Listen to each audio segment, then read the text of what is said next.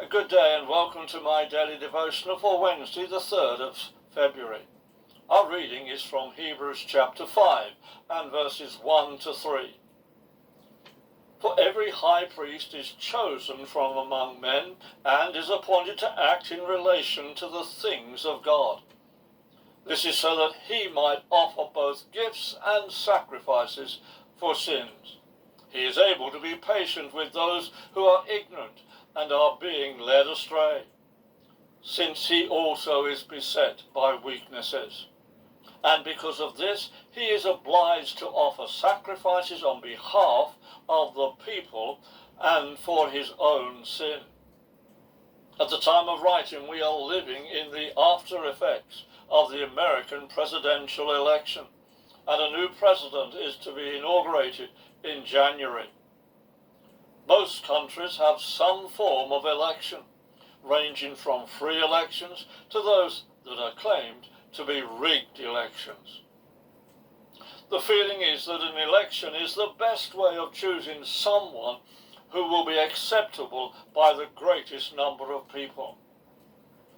The writer to the Hebrews tells us that every high priest is chosen from among men.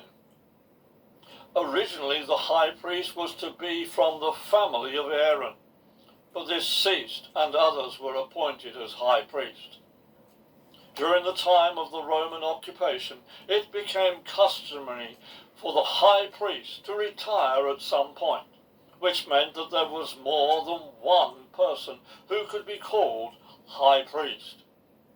During the trial of Jesus, the high priest was Caiaphas, but he succeeded Annas, his father-in-law, who was still alive, and it was to Annas that Jesus was first taken, before taking him on to Caiaphas. Corruption was rife in the appointment of the high priest.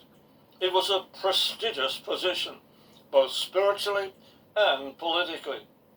And next to the Roman governor, the high priest was the second most powerful person in Judea. However, when Pilate tried to tell Jesus that he had power over him, Jesus firmly told him that he only had whatever power was given to him. This was a clear indication that Jesus was declaring that both Pilate and the high priest only had the power given to them by God. Jesus had already shown by his works of power something of his divine power and authority. What power do we have? And Jesus said that whoever believes in him will do the same things that he did. The reality is that we are able to achieve nothing without Jesus being with us. This was a point that Jesus made in the upper room when he said that apart from him, we can do nothing. Today, let us humbly give Jesus thanks for all that he empowers and allows us to do.